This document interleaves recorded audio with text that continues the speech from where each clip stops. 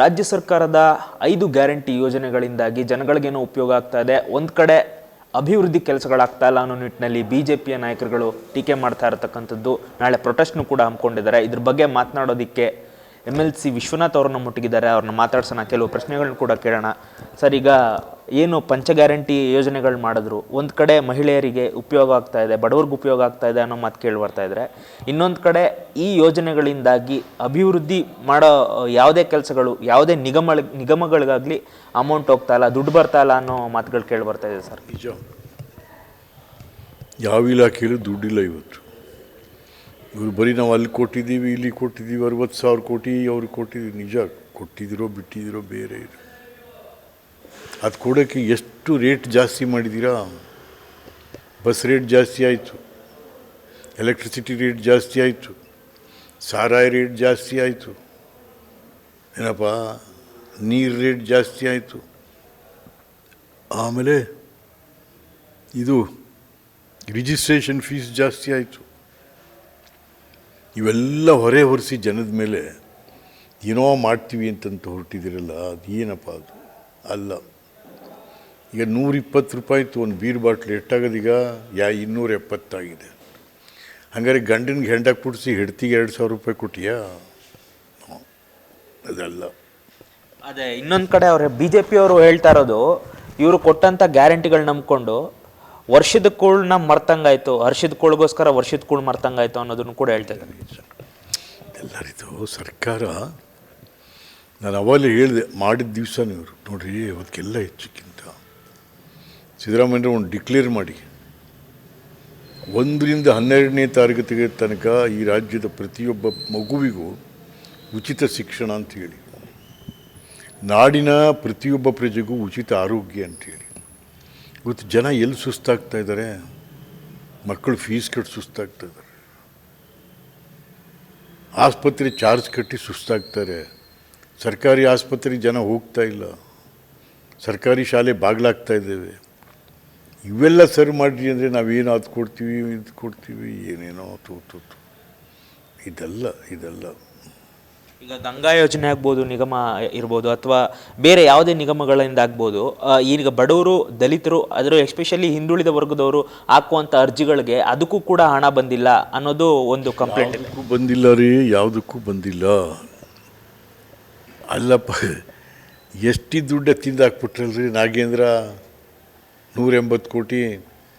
ಈ ಮೊನ್ನೆ ಒಂದು ಬಂದದೆ 60 ಕೋಟಿ ಯಾರು ಬೋವಿ ಜನಾಂಗ ತಿಂದಾಕಿದ್ದೀರಾ.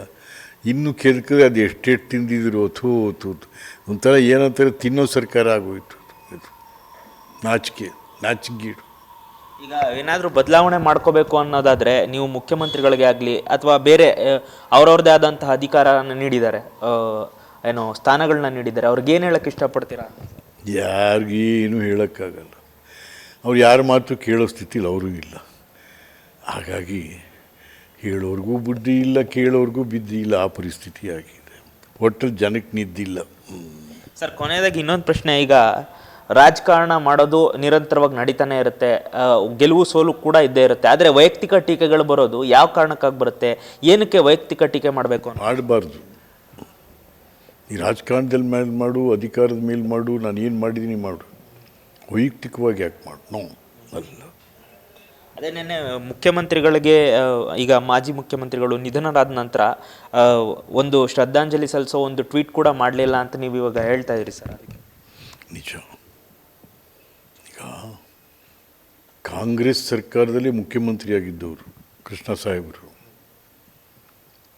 ಕಾಂಗ್ರೆಸ್ಸಲ್ಲೂ ಭಾಳ ವರ್ಷಗಳ ಕಾಲ ಇದ್ದವರು, ಕಾಂಗ್ರೆಸ್ ಕಷ್ಟ ಕಾಲದಲ್ಲಿದ್ದಾಗಲೂ ಕೂಡ ಹಲವಾರು ರೀತಿಯಲ್ಲಿ ಅದಕ್ಕೆ ಒತ್ತು ಕೊಟ್ಟಂಥವ್ರು.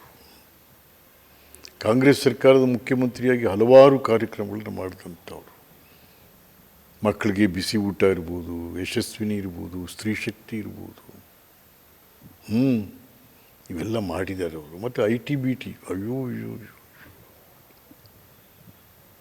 ಇದಕ್ಕೆಲ್ಲ ಒಂದು ಥ್ಯಾಂಕ್ಸ್ ಬೇಡವೇ? ಕಾಂಗ್ರೆಸ್ನವರು ಹೈಕಮಾಂಡ್ ಅಟ್ಲೀಸ್ಟ್ ಒಂದು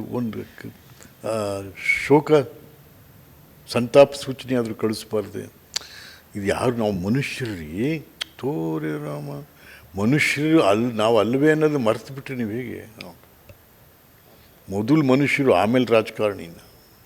ವೈಯಕ್ತಿಕ ದ್ವೇಷ ಬೇಡ ಅಂತ ಬೇಕಾಗಿಲ್ಲ. ನೀವು ಸತ್ತಾಗಲೂ ದ್ವೇಷ ಸಾಧಿಸ್ತೀನಿ ಅಂದರೆ ಅದು ರಾಜಕಾರಣ ಆಗಲ್ಲ. ಅದು ರಾಜಕಾರಣ ಆಗಲ್ಲ. ಕೃಷ್ಣ ಸಾಹೇಬರು ಎಂದು ದ್ವೇಷದ ರಾಜಕಾರಣ ಮಾಡಿದವರಲ್ಲ ಅವರು. ಅವ್ರೇನಾದರೂ ಅಭಿವೃದ್ಧಿ ರಾಜಕಾರಣ ಮಾಡಿದವ್ರೆ ಹೊರತು ದ್ವೇಷದ ರಾಜಕಾರಣ ಮಾಡಲಿಲ್ಲ ಅವರು ಯಾವಾಗ. Thank you. ಇದಿಷ್ಟು MLC ವಿಶ್ವನಾಥ್ ಅವರ ಮಾತಾಗಿದೆ. ದ್ವೇಷದ ರಾಜಕಾರಣ ಮಾಡೋ ಅವಶ್ಯಕತೆ ಇಲ್ಲ, ಅಭಿವೃದ್ಧಿ ಕೆಲಸಗಳ ಕಡೆ ರಾಜ್ಯ ಸರ್ಕಾರ ಮುಂದಾಗಬೇಕು, ಗ್ಯಾರಂಟಿ ಯೋಜನೆಗಳಿಂದ ಆಗಿರುವಂಥ ಲೋಪಗಳನ್ನ ಸರಿಪಡಿಸ್ಕೊಳ್ಳೋ ಕೆಲಸವನ್ನು ಮಾಡಬೇಕು ಅಂತ ಹೇಳ್ತಾ ಇದ್ದಾರೆ. ಕ್ಯಾಮರಾಮನ್ ಸುಬ್ರಹ್ಮಣ್ಯ ಜೊತೆ ರವಿಕಿರಣ್, ಅಮೋಘ ಕರ್ನಾಟಕ, ಮೈಸೂರು.